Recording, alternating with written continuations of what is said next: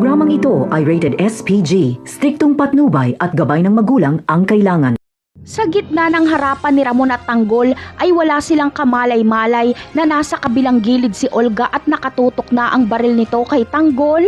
Batid ni Olga na katapusan na ng kanyang mga plano, kaya bago pa malaman ni Ramon ang tunay na pangalan ni Tanggol ay babarilin niya na ito. Kaya naman, isang putok ang aalingaw-ngaw galing kay Olga. Sapul dito si Tanggol, habang si Mokang naman ay haharang kay Tanggol para wala nang ibang bumaril dito. Kaya sa paglapit ni Ramon ay dito niya makikita ng malapitan ang mukha ni Tanggol. Agad niyang mararamdaman dito ang lukso ng dugo bilang anak. Kaya naman, isasama nila Ramon si Tanggol sa pag-uwi. Agad niya itong ipapagamot. Hindi alam ni Ramon kung sino ang bumaril kay Tanggol. Kaya iisipin ni Olga na ligtas na naman siya kay Ramon. Hindi niya sasabihin na siya ang bumaril kay Tanggol.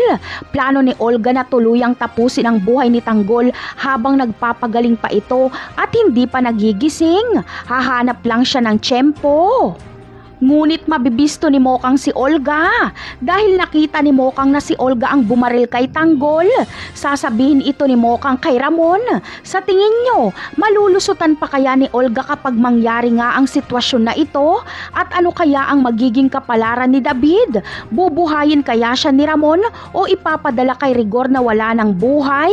Yan ang aabangan natin sa mga susunod na episode. Paalam!